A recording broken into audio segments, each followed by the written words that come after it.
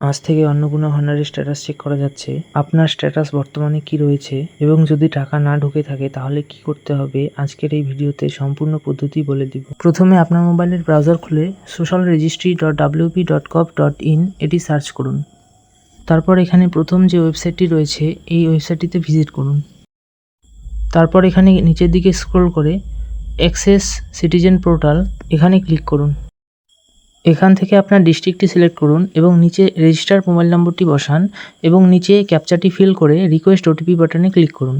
এখন আপনার মোবাইল নম্বরে একটি 6 সংখ্যার ওটিপি যাবে, সেই ওটিপিটি এখানে বসিয়ে ভেরিফাই অ্যান্ড কন্টিনিউ বাটনে ক্লিক করুন। কন্টিনিউ করার পরে এই পেজটি আপনার সামনে খুলে যাবে। এখানে আপনি ট্র্যাক স্ট্যাটাস এবং অবজেকশন অ্যান্ড ক্লেম বলে দুটি অপশন পাবেন। পেজটি একটু নিচের দিকে স্ক্রল করলে এখানে আপনার অ্যাপ্লিকেশন আইডি এবং হেড অফ দ্য ফ্যামিলির নেম, কবে ফর্মটি সাবমিট করা হয়েছিল এবং এখানে বেনিফিশিয়ারির নাম এবং বর্তমান স্ট্যাটাস শো করবে। এখন যদি আপনার টাকা না ঢুকে থাকে এবং এখানে স্ট্যাটাসের জায়গায় আন্ডার ইনকোয়ারি অথবা আন্ডার ভেরিফিকেশন দেখায় তাহলে কি করবেন? এর জন্য আপনাকে ওপরে স্ক্রল করে অবজেকশন অ্যান্ড ক্লেম এই অপশনটিতে ক্লিক করতে হবে। তারপর নিচের দিকে নেমে এখানে দুটি অপশন দেখতে পারবেন, claim by applicant or objection against someone. যদি আপনার নিজের টাকা না ঢুকে থাকে তাহলে আপনি এখানে ক্লেম বাই অ্যাপ্লিকেন্ট এই অপশনটিতে ক্লিক করবেন। আর যদি কারো বিরুদ্ধে অভিযোগ করতে চান, অর্থাৎ কেউ হয়তো অন্নপূর্ণা ভান্ডার পাওয়ার যোগ্য নয় তবুও টাকা পাচ্ছে, তাহলে অবজেকশন এগেইনস্ট সামওয়ান এখানে ক্লিক করবেন। তো চলুন আপনাদের আমি দুটো ধাপই পরপর বুঝিয়ে দিচ্ছি।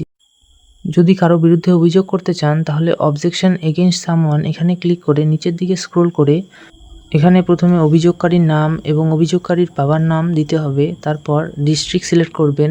তারপর যদি গ্রাম হয় তাহলে রুরাল এবং যদি শহর হয় তাহলে আরবান সিলেক্ট করবেন। তারপর এখানে ব্লক সিলেক্ট করে গ্রাম পঞ্চায়েত সিলেক্ট করবেন।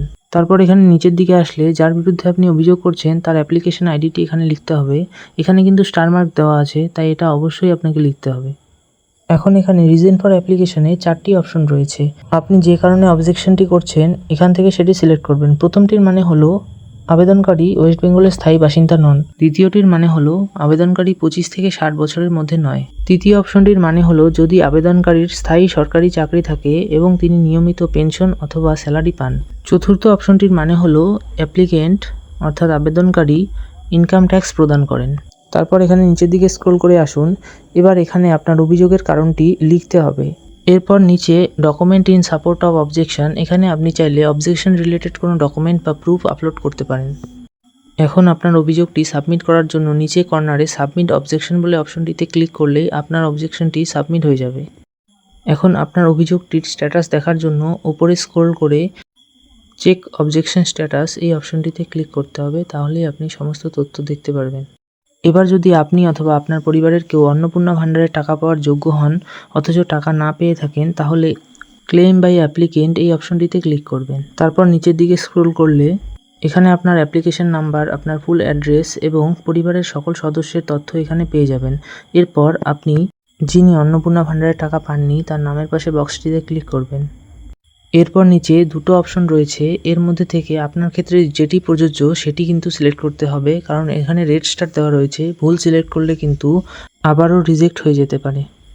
এখানে প্রথম যে অপশনটি রয়েছে অ্যাপ্লিকেশন ডিটেলস ইনকারেক্ট, তার মানে হলো আপনি অ্যাপ্লিকেশন ফর্মটি ফিল আপ করার সময় কোনো তথ্য হয়তো ভুল দিয়ে ফেলেছেন, তাই যদি ভুলের কারণে রিজেক্ট হয়ে থাকে তাহলে প্রথম অপশনটি সিলেক্ট করবেন। আর দ্বিতীয় অপশনটি হলো wrongly marked as ineligible or application rejected, অর্থাৎ আপনার অ্যাপ্লিকেশনটা যদি রিজেক্টেড দেখায় অথবা ভুলবশত যদি ইনএলিজিবল আসে তাহলে এই দ্বিতীয় অপশনটা সিলেক্ট করবেন। এরপর এখানে রিমার্কসে আপনি যে টাকা পাচ্ছেন না অথবা যদি কোনো ভুল তথ্য দিয়ে থাকেন সেটা এখানে লিখে দিবেন। তারপর নিচের দিকে স্ক্রল করে document in support of clans, এখানে আপনি আপনার আধার কার্ড, রেশন কার্ড এবং ভোটার কার্ড 200 কেবির মধ্যে PDF বানিয়ে আপলোড করে দিবেন। এখন সব তথ্য সঠিকভাবে দেওয়ার পরে নিচে সাবমিট অ্যান্ড ক্লেম এই অপশনটিতে ক্লিক করলে আপনার আবেদনটি সাবমিট হয়ে যাবে।